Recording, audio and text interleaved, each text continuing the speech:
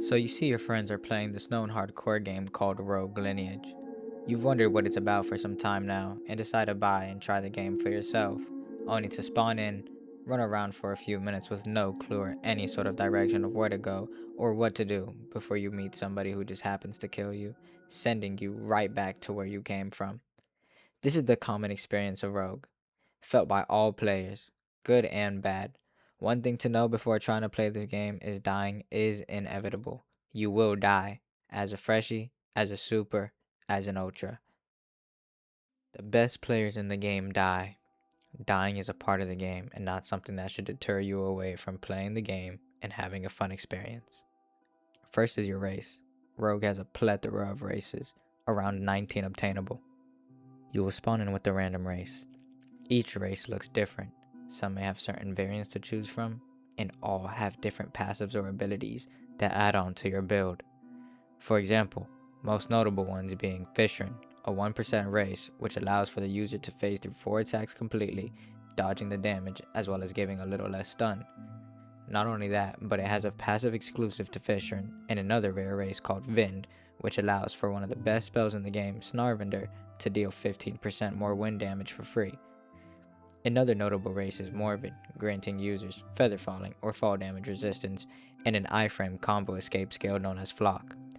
Each race is pretty much vile, as the real skill comes from the classes, which we'll get into. Determine which race you got, and then you could try to pair it nicely with the class. Now you want to get stronger and become powerful. The first step is to understand. Classes have 5 weapon categories, each category housing their respected weapon classes: Fist, Mage, Dagger, Spear, and Sword. Each category has tiers of classes rising up in order and each being more powerful than the one before. It goes in order: Base Class, Super Class, Ultra Class, and a special Uber Class which we'll get into later. For now, let's focus on Base, Super, and Ultra. There is one base class for each category. Each character is able to unlock all the base classes. The base class is required in order to unlock the super, and the super for the ultra. Now how to get these classes. All of the classes in the game fall under an alignment. The 3 alignments being Orderly, for being a good Samaritan, jailing bad people, and or drinking Thespian elixir potions. Chaotic, killing people, completing quests wrong, and being a bad Samaritan. And Neutral, which is being in the middle between orderly and chaotic. Now comes the fun part. Choosing your class. There are 18 ultra classes in the game to choose from. I'd suggest you go on the wiki and take a look at all of them and see which ones you like or which ones may pair nicely with your race. If you're indecisive and new and just want an easy class to learn how to progress and play with, some suggestions would be Dragon Sage, Druid, Whisperer, Dragon Slayer, and Sigil Knight Commander. If you got lucky and spawned in with a race that has mana off spawn, you're good. If not, and you do not have mana, there are multiple ways to getting mana. Getting weapon experience and then using your fist to punch something to unlock it, getting hit by any curse spell, or spawning with a certain race. With mana, you can hold G to charge it up slowly and let go of it for it to fall back down. With this dynamic mana charge system, you can run, climb walls, and cast spells using mana. At first, the charge will be slow, but by practicing spamming the top of the mana bar will train your mana charge, increasing the speed of the charge. The same is applied for climbing. While climbing, the higher mana charge you have, the faster you'll climb, and vice versa. While climbing, your mana is significantly decreased, but it is trained. Each spell in the game has a certain mana percentage requirement before the spell is able to be casted. For example, the spell Ignis is only able to be casted at 80 to 100%. Almost every spell has a snap version of it, changing the mana percentage and allowing the right click or snap variant to do something completely different. If you haven't noticed, the little number at the bottom of your GUI signifies your life, 3 being max in most cases, and reaching 0 resulting in wiping, resetting all of your progress and requiring you to restart progression. And although it sounds terrible, it's not that bad of a thing at early stages. Wiping sucks, but your next life will be easier and you'll understand more and progress faster, wipe after wipe.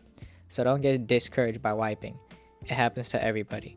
And if you die sometime during progression and you want to make a life go up, you could find a somewhat rarer item called a Phoenix Down. And using a Phoenix Down will give you +1 life and put it on an in-game day cooldown. Progression in this game is a little different compared to a lot of generic Roblox games. But the 3 things to know for progression are alignment, which we covered already as orderly, chaotic, or neutral; silver, the currency of the game which is required to obtain the skills from your trainer; and the weapon experience, which you get from hitting things such as Z-Scrooms or Shriekers with your weapon type. Orderly can be obtained and maintained through the use of drinking Thespian elixir potions, which grant 2 orderly upon drinking and no longer giving orderly after 10. From there, if you need more, it can be done by doing orderly quests such as the Alana Turnip quest, Toilet Paper Ghost Hand quest, Health Potion quest, Scroom Girl quest, Homeless Man quest, and a few more. Chaotic can really be obtained through one means: killing others. And finally, possibly the most important, silver.